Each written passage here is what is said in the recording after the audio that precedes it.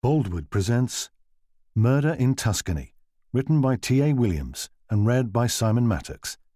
The moral right of the author has been asserted. This performance is owned by Baldwood. Chapter 1. Sunday Afternoon. I've never tried it, and I have no wish to, but I imagine there's a moment when you're about to do your first parachute jump, and you find yourself standing at the open door of an aircraft thousands of feet off the ground, when all that's going through your head is, what the hell am I doing here? That's the way I felt that day. I'd stopped the car right in front of the rusty iron gates. It's not that they were closed. In fact, from the look of them, almost submerged beneath ivy and tortuous climbing weeds, they'd been open for decades. I'd stopped to consider my options, and they were quite simply binary. Stay or go. The white gravel drive curled gently upwards towards a big clump of cypress trees higher on the hillside. Partly hidden in the midst of them, I could just about make out the villa, which the website described as a stunning piece of Renaissance architecture. It was a large building, with what looked like a little tower rising from the centre of the roof. The walls were a sun-scorched ochre colour, not dissimilar to the bone-dry earth surrounding the dusty olive trees on both sides of the drive, and from here it looked as though most of the faded green shutters on the windows were closed, presumably against the baking heat of the July sun.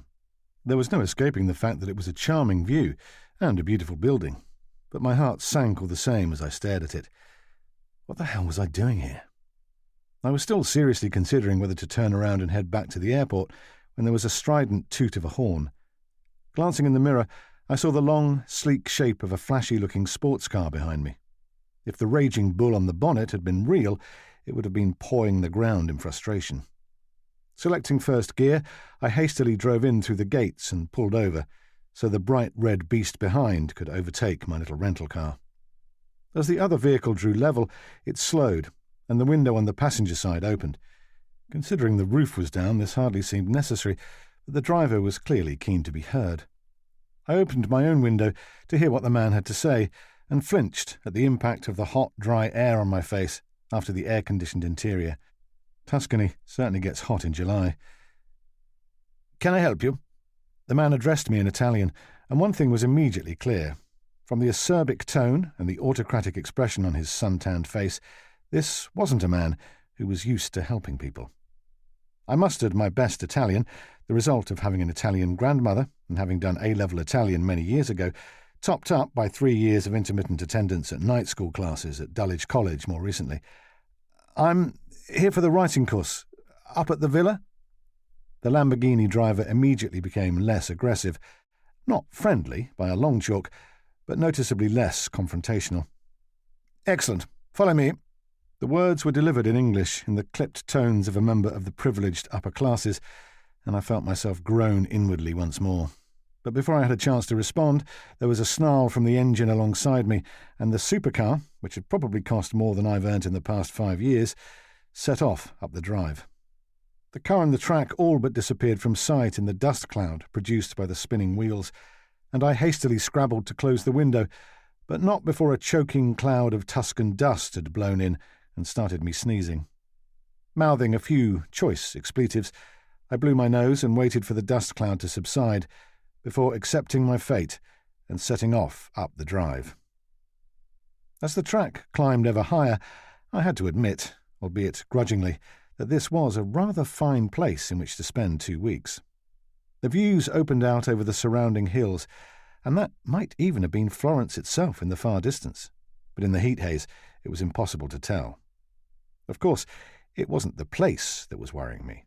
It was what I was going to be expected to do here, and with whom. As I was almost up at the villa, my phone started ringing. Old habits die hard, so I pulled over and stopped before answering it, although the only accident this distraction might have been likely to provoke would have been to make me run over one of the numerous lizards who, for some reason known only to themselves, felt obliged to shoot across the track just as the car approached. A glance at the caller ID told me that it was my daughter, Tricia, and my spirits rose a bit. "Hi, sweetheart. How's the weather in Birmingham?" "It's sunny for a change, and I'm fine, thanks, Dad. What about you? Have you got there yet?" "I'm literally just driving up to the villa now." "And is it as gorgeous as it looks on the website?" "Oh, Suppose it's pretty enough, if you like that sort of thing. Do try to sound a bit more cheerful, would you, Dad? They aren't going to eat you, you know. I'm not so sure about that. You'll love it. You wait and see. Just think, you, a writer, in there among all those other writers. There's writing and there's writing, Trish. I shudder to think what sort of weirdos I'm going to find myself surrounded by. They're probably perfectly normal people who just happen to like... She was trying hard, but I heard her voice crack as she attempted, unsuccessfully, to stifle a giggle. Erotica. Oh, God. Come on, Dad. From the website, it looks like it should be fine. Sponsored by a best-selling author, taught by professional creative writing tutors. It isn't just going to be a bunch of dirty old men in grubby raincoats, you know. Those bastards. That's unfair. You haven't met them yet. I wasn't talking about them. I was talking about the bastards, my so-called colleagues, who came up with this crazy idea. I'd have preferred it if they hadn't given me anything at all. I think it was a lovely gesture as a retirement present. It's perfect for you. Well, almost. I could hear the mirth in her voice again. They just didn't check the small print until it was too late. And they have apologised after all. Oh, they apologised all right, once they'd stopped laughing. I don't know why I let you bully me into coming. So the course organisers wouldn't give a refund. So what? Why put myself through this? Dad, we went through all that last weekend. I'm sure it'll be fine. Just give them the benefit of the doubt and try to enjoy yourself. Like I've told you time and time again, think of it as a free holiday in a place you've always wanted to visit. After all, that's what it is. Yes, I know. It's just that the last thing I need is a course teaching me to write smutty books. She was right. We had been through this already, and I had promised her I would try to fit in, however potentially embarrassing it was likely to be. The fact that it was free, and in Tuscany, sweetened the pill, but didn't do much for the feeling of dread I'd been nursing. Doing my best to sound more positive, if only for my daughter's sake, I tried to adopt a slightly cheerier tone. I promise I'll be good. Besides, it said that all my afternoons will be free, so even if I'm bored stiff in the mornings, I can always get out and about and do some sightseeing. I rented a car at Pisa Airport, so I've got transport. And it's only for 2 weeks. That's the spirit. And you are in the historic heart of Tuscany, if not Italy, after all. Just think of all those wonderful old churches and castles and stuff for you to poke around in. Didn't you say you'd got a list of places you needed to check out? You wait, you'll have a great time. I wish I shared your confidence. It'll be great. Anyway, enjoy yourself and stay in touch. There was a momentary hesitation before her final words. I spoke to Mum earlier, and she sends her love. Bye, sweetie. Thanks for the call. As I slipped the phone back into my sweaty breast pocket, her words were still echoing in my head. Was that really what Helen had said? Or was that the invention of a daughter who wished things could go back to being like they used to be? There was no further time for conjecture, as a glance in the mirror revealed a VW minibus coming up the drive somewhere behind. So I hurriedly set off up the track again before I found myself on the receiving end of another dust storm. As I reached the top of the olive grove, the drive took a sharp turn to the right and led into the trees where the shade made a welcome change from the relentless sun. Another slight bend in the road, and I emerged onto a circular gravelled parking area surrounded by bushes covered with beautiful pink and red blossoms. In the middle of the circle was an elegant old fountain, which wasn't working. Pretty obviously, it needed a drink as badly as I did. I parked the car a healthy distance from the Lamborghini. The last thing I needed was a claim for damage to a Lambo, and opened the door. Stepping out into the heat, I saw the minibus arrive and pull up between my car and a flashy-looking BMW with UK plates. I was just retrieving my bag from the boot of the little Fiat when footsteps in the gravel behind me made me turn. A dark-haired woman, maybe 4 or 5 years younger than me, gave me a smile that lit up her face, but didn't extinguish the lines around her eyes. "Hello." She addressed me in excellent English, with just the slightest Italian accent. "Are you here for the writers' course?" I straightened up and held out my hand, feeling like I was about to be led to the stake. "That's correct. My name's Dan Armstrong." It still felt strange to introduce myself to strangers as anything other than DCI Armstrong. The woman shook my hand and introduced herself in her turn. "I'm Maria Moore. My husband is Jonah Moore, the author. Welcome to Villa Volpone." She indicated the assortment of people emerging from the minibus behind her. "I've just been picking up some of the other participants."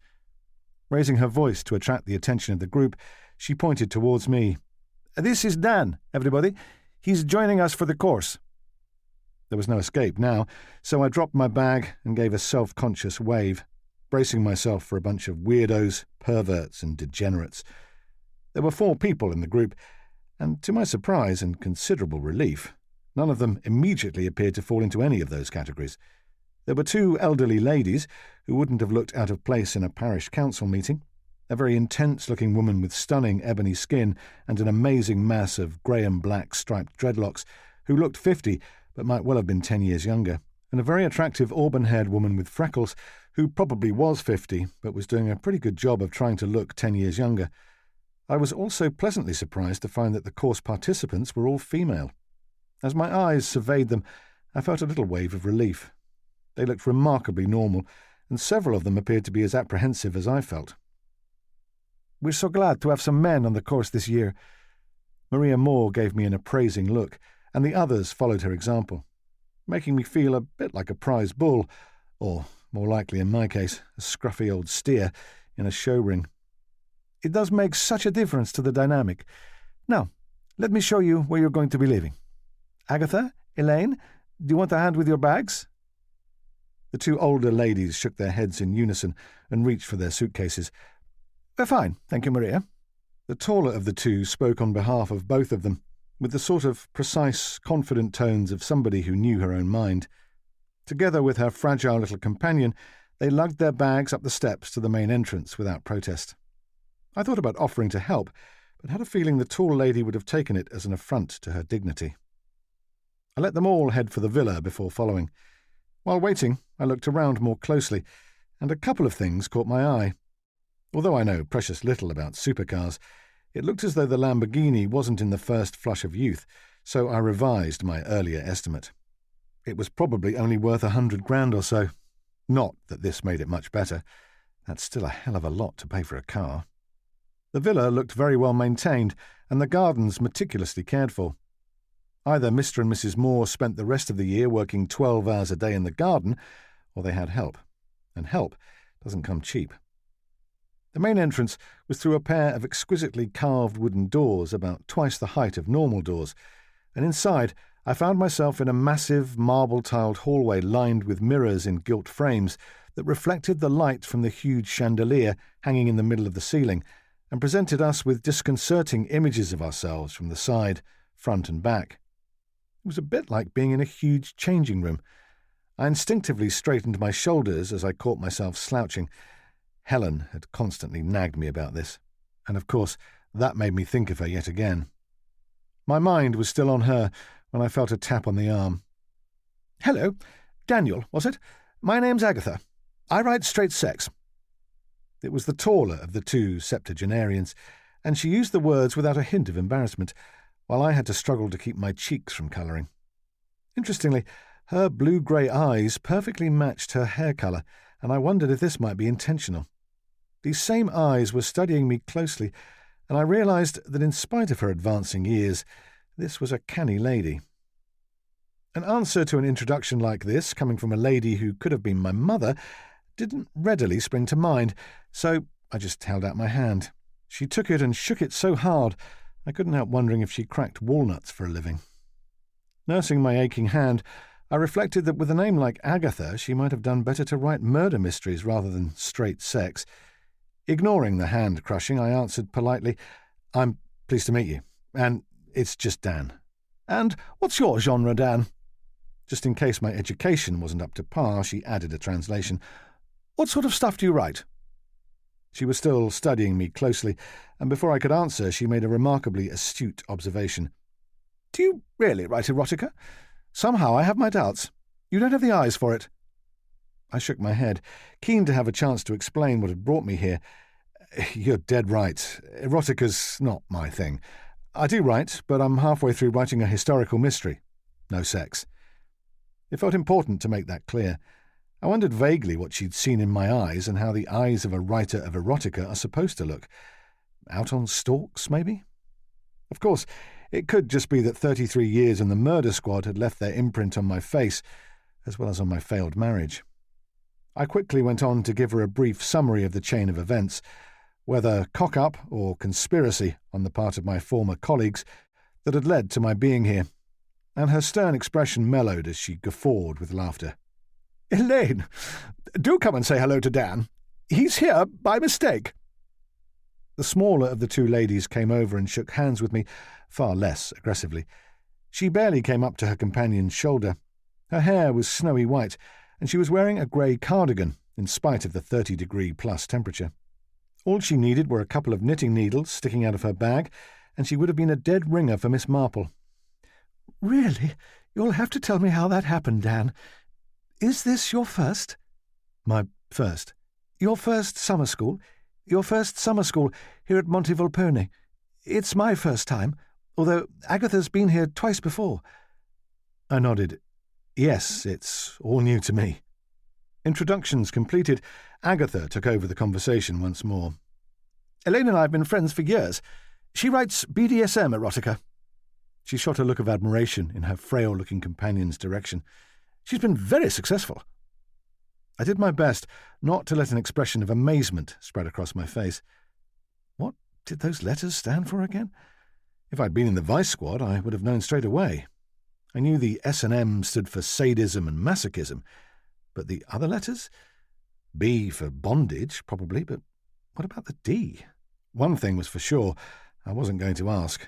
Appearances can be deceptive. Either this timid little woman had a checkered past and a good memory, or her imagination was remarkable.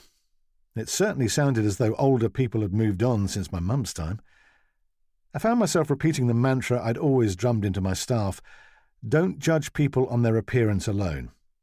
Over the years on the force, I'd come across professional-looking doctors who could kill, smiling priests who could molest and rape, and charming, urbane lawyers who could cheat and lie. And up till now, I had truly believed I'd heard it all. Now, it looked as though I might be wrong after all. I viewed mild little Elaine with renewed interest, and just murmured, "Good for you." "Dan, this is Diana." Maria Moore materialised among us, leading the 40 or 50-year-old lady with the amazing hair. Diana looked as uncomfortable as I felt, and I immediately warmed to her. "She's a first-timer as well." "Hello, Diana." I gave her a smile and held out my hand. "Looking forward to it." "Hello." Her handshake was the proverbial wet fish, but she did manage to muster a hint of a smile. My suspicion that she might be younger than she looked gained momentum. "Are you as nervous as I am?" Before I could reply, Agatha cut in with her imperious air. "And what's your genre, Diana?" Clearly she was on the quest for information again. I wondered idly if she too had once been in the police force. In a good cop, bad cop situation, I could well imagine her as the steely-eyed interrogator. Personally, I've never been one for that sort of thing. I've usually found that if you pick your moment and make sure your questions keep the suspect on the back foot, you get results without having to bring out the thumbscrews. Diana answered freely. "Historical erotica. I'm a professor of ancient history at Bristol University, and I'm just finishing my first novel, which is set in ancient Rome, orgies and all that." There was just a hint of a lovely Jamaican twang in her voice. There was no shortage of that sort of thing going on back in ancient Rome. "Excellent, excellent." I couldn't help noticing that Agatha, as well as looking like Marge Simpson, had a tendency to sound like Mr. Burns from the cartoon series. "Dan's here by mistake." She giggled again. "He's historical as well." "Steady on, Agatha. I'm younger than I look." My weak attempt at humour even brought a smile to their faces, and I began to feel a little less apprehensive. Maybe my fellow students weren't going to be too objectionable after all. I told them that my area of interest was the Renaissance, and had just finished explaining yet again about my retirement present and the misunderstanding when the last of the new arrivals joined the group. Close up, this confirmed my first impression that this woman was very good-looking. She had beautiful red hair, either natural or out of a bottle. I'm no expert on hair, and if it hadn't been for the same stress lines I'd spotted on Maria Moore's face, she probably could have passed for 40 rather than 50. Mind you, I reminded myself, I was a fine one to start judging people for trying to slow the aging process. Although I just retired at the ripe old age of 55, The very thought of describing myself as retired was anathema to me, and I'd taken to referring to myself as an author, although I'd yet to finish writing my first book. "This is Charlotte." Maria, the wife of our illustrious course leader, introduced her, and as I shook hands with Charlotte, she caught my eyes for a fraction of a second, and I was mildly surprised to feel a little shot of what might even be attraction run through me. This was a surprise, because for the past 30 years of my life there had only been one woman for me, and maybe there still was, in spite of her now living alone in the family home in Dulwich with our 2 ancient and very grumpy cats, while I was squeezed into a microscopic flat in Bromley. "If I can have your attention, please." Any further conversation was interrupted by the strident tones of another female voice, and all eyes turned towards the beautiful sweeping marble stairway that led to the upper floors. Standing on the bottom step was a minute lady, even smaller than Elaine, probably well into her 60s, and wearing the sort of high-necked lacy blouse and long skirt that wouldn't have looked out of place in a room with a view. Realizing that she had our attention, she addressed us. As she spoke, I couldn't help noticing the similarity between her patrician English accent and that of the driver of the Lambo. "Welcome to Villa Volpone, everybody." In spite of her words, she didn't look particularly welcoming, and I was reminded of my old headmaster, Bum-Face Burgess, who had shot fear into the hearts of even the most recalcitrant bullies. In spite of her tiny stature, I almost felt as if I should stand to attention. "My name is Millicent. My brother is the author, Jonah Moore, who, of course, needs no introduction." The way she referred to him was odd. Although there was reverence in her tone as she mentioned his name, there was an undercurrent of something else. Disapproval, maybe? I glanced across to Maria Moore's face as she watched Millicent, and for a second or two I felt sure I could spot dislike, or worse. Pretty clearly, there was no love lost between wife and sister-in-law. "If you would all like to follow me, I'll show you to your rooms." Quite clearly, this wasn't a suggestion, it was an order, and we all obediently picked up our bags and started moving. Before setting off, Millicent pointed across the hall to a corridor leading to the left. "Drinks in the lounge at 6:30, dinner in the dining room at 7:30. Dress code informal. I hope you all remembered to inform us of any allergies. We can't be held responsible if you didn't. Now, come along." Brusque, that was the word. It came to me as I followed the others up the stairs. Yes, her manner was decidedly brusque. 5 out of 10 for customer relations. Should try harder. I couldn't vouch for the others, but I was looking forward to a relaxing break rather than a forced labour camp, and I hoped the other course leaders would be more like Maria than this little tyrant. My feeling of apprehension, which had been starting to wane, now returned with a rush, and I hoped this wasn't an omen. We were all housed on the 2nd floor. Presumably the 1st floor was reserved for the family. Corridors led off on either side at the top of the stairs, and a quick count told me there were probably a dozen guest bedrooms up here. Millicent caught my eye and pointed to the right. "You're along there in Dante, 3rd on the left. See you downstairs at 6:30. Please try to be on time." Her tone remained autocratic, and I toyed with the idea of giving her an ironic salute, but, remembering my promise to Tricia, I just murmured my thanks and watched as the 4 female guests were led off in the opposite direction. Whether this was sheer chance or deliberate segregation remained to be seen. I walked past rooms labelled Botticelli and Michelangelo before reaching the door with Dante on it. Turning the handle, I went in to find it an enormous, high-ceilinged room, quite a bit bigger than the whole flat I was currently renting in Bromley, and with a marble-clad bathroom the size of my English bedroom. Dropping my bag on the floor, I went across and opened the windows, pushing the louvered shutters apart to reveal the view, and it was pretty damn good. The room looked out over red-tiled outhouses and formal gardens, and onwards into the Tuscan hills. Clearly, this was the back of the house, and the gardens here were well maintained and extensive, with an inviting-looking swimming pool partly concealed behind an immaculately clipped hedge at the far end. After standing there for a few moments, I slowly felt myself beginning to relax. So far, the other people on the course looked fairly normal, depending on your views on sadomasochism, and I was pretty sure I'd been able to explain the mistake that had led to my presence here. Being objective, I now admitted to myself that my fear hadn't been of finding myself amid a bunch of pervs, so much as people thinking I was also equally depraved. In fact, it was beginning to look as though writing erotica wasn't the preserve of dubious men in grubby attics surrounded by pornography, but maybe a genuine literary genre. And from the look of it so far, one chosen predominantly by women rather than men. All the same, I thought it best to withhold judgment until I saw the rest of the participants. A glance at my watch told me that it was almost 5. Millicent had made it clear that we were expected to be on parade at 6:30, and that gave me time for a quick walk around the grounds first, so as to get my bearings and get a breath of air. I went out into the corridor, closing the door behind me, and toyed with the idea of locking it before deciding to leave it open. This was somebody's private house, after all, and the only item of any value left in there was my old laptop, which was probably worth considerably less than any of the succession of paintings lining the walls, mainly of austere men with outrageous facial hair. On the broad landing at the top of the stairs, a narrow door set in the opposite wall attracted my attention. I've always had an inquisitive streak, so, since I was alone and couldn't hear sounds of anybody coming, I went over and opened it. I peered inside to find a spiral stone staircase, presumably leading up to the little tower I'd spotted as I came up the drive. There was nobody around, so my natural curiosity tempted me to slip up the stairs and check it out. The stairs were steep and narrow, but the room at the top was fascinating, perfectly square and flooded with light. It took me a few moments to realize what its original purpose must have been, even if it was now clearly a panoramic lounge.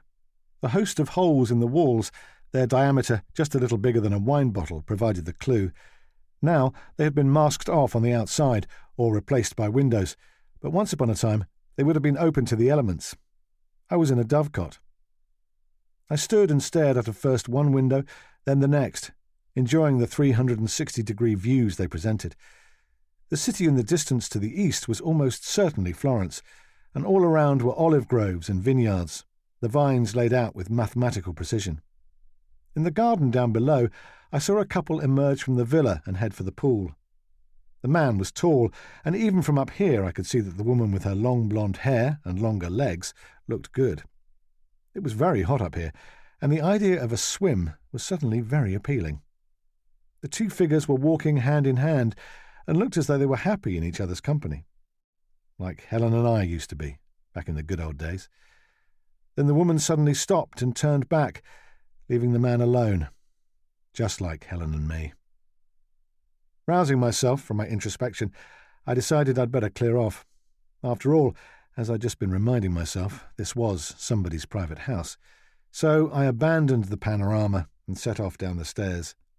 I almost went back to my room to change into my swimming shorts, but decided to delay exposing my pale English knees until I could be sure there wasn't a group of ladies waiting to giggle at them. I met nobody on my way down and found the hallway also empty. Outside, it was still hot, but by choosing a route that led in and out of patches of shade cast by the trees, bushes, and the building itself, I managed to avoid the worst of it. I walked around the side of the villa and down a gentle slope onto a flat lawned area where the grass had been mown to perfection. The lush green colour pointed to the fact that there had to be a very efficient irrigation system here. Hoops set in the lawn indicated that this was used for croquet, not a game I've ever played. And a sudden image came into my head of how it must have been back in the Belle Epoque when the English aristocracy discovered Tuscany. I imagined ladies in long skirts protecting their lily-white complexions with parasols, while men in stovepipe hats played croquet, smoked cigars, and indulged in refined conversation about the empire. Although some sort of hat would have been welcome today in this still scorching late afternoon sunshine, none of these other pastimes are my thing, so I didn't feel I was missing out. A gravel path led along the side of the lawn, through a rusty metal archway festooned with fragrant roses, to an area with 7 or 8 ancient olive trees to one side and a kitchen garden on the other. There were huge-leaved artichoke plants around the feet of lemon trees laden with fruit. Salad beds, tomato plants and raspberry canes jostled for position among peach and apricot trees, also covered in ripe fruit. The air was filled with the constant buzzing of bees, and I could see 4 hives a bit further along, just before the hedge surrounding the pool. My senses were assaulted by a delightful cocktail of scents, and I had to admit that this place took a lot of beating. Maybe it wasn't going to be so bad here after all. I pushed open a quaint wicker gate and wandered through what was almost a tunnel of aromatic rosemary bushes until I emerged by the poolside and received a shock. Out in the middle of the water, floating face down, was a body. Instinctively I ran to the edge and was on the point of diving in to rescue the man in the hope that he could still be revived, when the body started moving and swam lazily towards the side.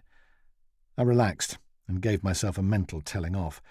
This was yet another example of what Helen described as my obsession with death.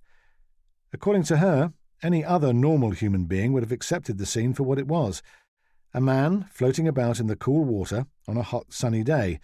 I, to use Helen's words, stubbornly continued to see life through a depressing, pessimistic veil of suffering and death, even though I had now given up the day job. Was that true? Maybe. I defy anybody to spend 30 years in the murder squad and not emerge unaffected. Although my wife would have been horrified at the thought, there was no getting away from the fact that I still missed it, bodies and all. When the man spotted me, he climbed out of the pool and came padding around towards me, his hand held out in greeting. "Hi, I'm Gavin. Are you another lamb for the slaughter?" "If you mean the writing course, the answer's yes." I sized him up as he answered. This is something I've always done, and it was yet another of those things Helen had on her list of my habits that annoyed her. He was young, probably late 20s, and he was tall and slim. He had a lush head of dark hair on him that parted naturally down the middle. I envied him that. Mine has always been unruly, and now, as it inexorably turns grey at the temples, I look more and more like a scarecrow. On his wrist was a steel Rolex Submariner watch, and I was pretty sure this wasn't a cheap knockoff. It, along with its owner, looked like the real thing. Even without his plummy accent, he was almost certainly another member of the privileged classes. Of course, I reminded myself, my colleagues on the force had had to stump up several £1,000s for this 2-week residential course for me, so it was inevitably going to be limited to those with considerable means. Still, the guy looked friendly enough, so I borrowed one of Agatha's questions and used it on him. "My name's Dan. Glad to meet you. What's your genre?" "I'm writing a historical novel." "I'm not totally sure, to be honest. I've been trying my hand at writing gothic horror, loads of blood and gore and so on. Apparently there's a market for it, but it's pretty hard going trying to write about gruesome torture, mutilation, and people being chopped up and fed to the pigs, that sort of thing." A shudder ran through me. I'd covered a case once when the unfortunate victim had been chopped up and fed to an East End drug baron's dogs, and the memory still sickens me to this day. Interestingly, the dogs evidently didn't find the unfortunate victim to their taste, and there were enough bits of him left over to make identification possible. Not easy, but possible. "So you don't enjoy that sort of thing?" Gavin grinned and shook his head. "God, no. I thought I'd try it, but it's no good. I need a different direction." His expression became more serious. "To be honest, that's the reason I let Emily drag me along to this course. Hopefully it'll help me find my niche." "Well, I wish you—" I was unable to finish the sentence as a black flash appeared in the corner of my eye, but it was too late. The beast came charging down the path amid the rosemary bushes, ricocheted off Gavin's legs and caught me around the knees. With hindsight, I was probably standing a bit too close to the water's edge, and I didn't stand a chance. As the dog skidded past me and flung itself enthusiastically into the pool, I wobbled, windmilled my arms wildly, and almost regained my balance before toppling sideways into the water. I was vaguely aware of a spectacular splash ahead of me as the dog hit the surface and disappeared underwater. A split second later, I followed it. When I emerged, coughing and spluttering, it was to find myself face to face with a very happy Labrador, with a broad canine smile on its hairy features. From above me came sounds of somebody having hysterics, and I looked up to see Gavin in paroxysms of laughter. Doing my best to affect a grown-up air, I started treading water and tried the blasé approach. The water's very refreshing." Gavin collected himself and leant down to offer a helping hand as I hauled myself out of the water. At least he'd had the decency to stop laughing by now. The question going through my head was whether my new phone really was waterproof as advertised. I stood there, water pouring off me onto the hot flagstones, while Gavin explained what had happened, and it turned out that it was my own fault. You left the gate open, didn't you?" Seeing me nod, he explained. "Antonio told me to make sure I kept the dog away from the pool. He's a Labrador and they're notoriously obsessed with water. But this pool's reserved for humans." He grinned. "But preferably not with their clothes on." "Indeed. And who's Antonio?" "You haven't met him yet?" Gavin's grin broadened. "You're in for a treat. I'm not totally sure what his official position is, but he looks like Count Dracula minus the cape. You know, slicked back, jet black hair, cadaverous face, and the sort of hook nose that could be useful for opening tin cans. He was here to greet us when Emily and I arrived a few hours ago. He scared the pants off her, by the way. He's Italian, but he speaks pretty good English, which is just as well, seeing as my Italian doesn't go much beyond vino and gelato. I imagine he's the butler or general factotum."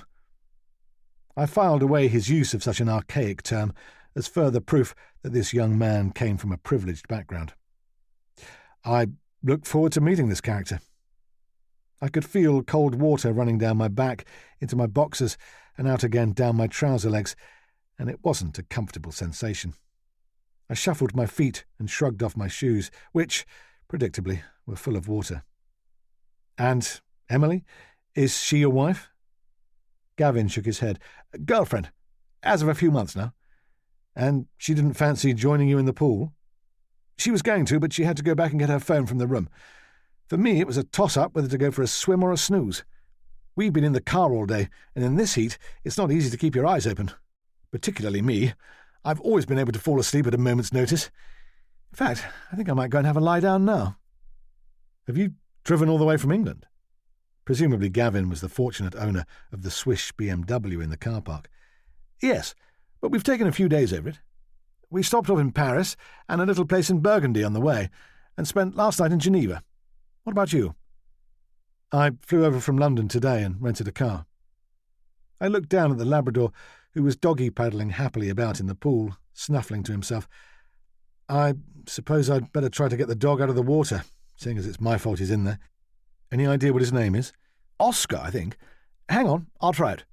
Gavin raised his voice. "Oscar! Come here, boy! Come on, Oscar!" I was impressed to see the dog turn his head towards us and start swimming in our direction. Seeing the logistical problem of hauling a big wet animal out of deep water, I glanced around and saw steps at the far end of the pool. Calling his name and making encouraging noises, I made my way in that direction, my soggy socks making sinister farting noises as I squelched along the poolside. The Labrador obligingly swam next to me until he reached the shallow end and was able to climb out of the water up the steps. Then, less obligingly, he proceeded to shake himself, sending a malodorous shower of water all over the place, much of it landing on me, but by this time it didn't really matter. Brushing my hair out of my eyes, I looked down accusingly. "You horrible animal." I didn't really mean it, and the dog could tell.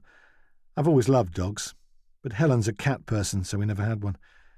I crouched down beside him and ruffled his ears. "Feeling a bit warm, were you? I don't blame you for going for a swim, but you're going to have to be more careful." The dog looked totally unrepentant and gave my fingers a friendly lick. I was just straightening up again when that same very pretty blonde woman I'd spotted from the dovecot appeared along the path through the rosemary bushes. She was wearing short shorts and a tight top, and there was no doubt about it. She and Gavin made a good-looking couple. She stretched up on tiptoe and kissed him affectionately before both of them set off, presumably back to their room. Just before disappearing, Gavin gave a lazy wave of the hand, and I waved a still dripping hand back at him.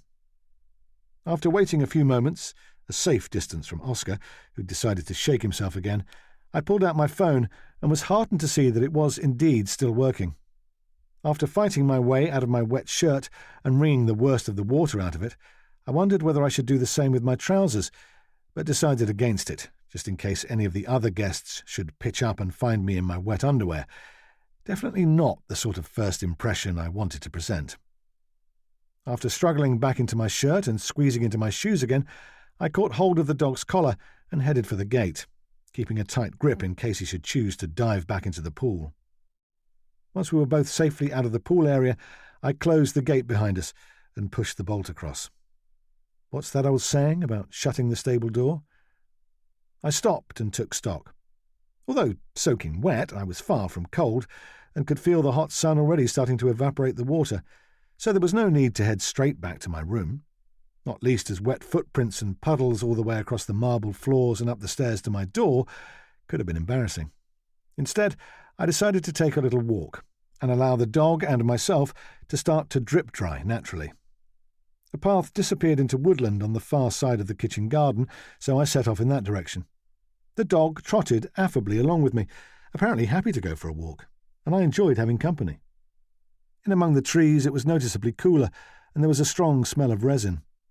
The path meandered through the wood until it reached a high wire fence where I saw a padlocked pedestrian gate. Clearly this was where the estate ended. Beside it was a wooden bench, and sitting on the bench was Charlotte, the 50-year-old who looked like 40, who was instantly recognisable by her red hair. She took one look at me, and her eyes opened wide.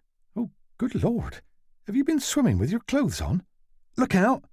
My warning came too late. The sociable dog had already spotted her and charged across to say hello. His greeting included an attempt to climb onto her lap, and within seconds her skirt was soaked. I squelched over and pointed to the bench beside her. "Mind if I join you?" "Be my guest." I sat down and glanced across at her. She'd managed to calm the dog down by this time, and he was rolling about in the dry grass at her feet. Her wet skirt was plastered tightly against her thighs, and she was clenching her hands together on her lap. Being an observant sort of person, I noticed there was a wedding ring on her left hand, and I wondered for a moment why her husband hadn't chosen to accompany her to Tuscany, before reminding myself that the man probably had the same reservations about weirdos that I had. She looked up from the Labrador, and it was a relief to see her smiling. I hastened to apologise as Oscar sat up, tongue out and panting. "I'm sorry about that.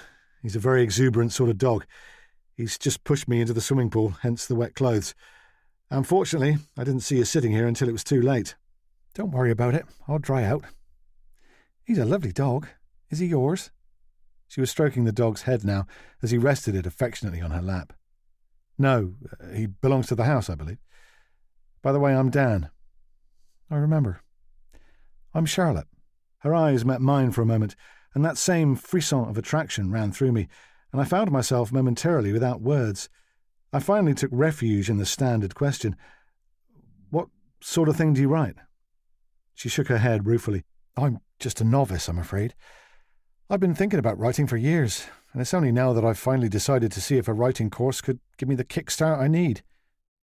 "And you're going to write erotica?" Seems as good as any. Look at the money that woman who wrote all the 50 Shades books must have made." "How did you hit on this course?" For a second or two she looked unsure before her face cleared. "Somebody recommended it, but I honestly can't remember who. What about you? Have you written lots? It's unusual to find a man writing erotica." "Is it really? I don't write erotica. I'm here by mistake." I went on to tell her how my former colleagues had given me the course as a retirement present, but hadn't read the small print, or so they said. She giggled in response. "I bet it wasn't a mistake. I bet they did it for a laugh. You know, like chaining people to lampposts in their underwear on stag do's and so on."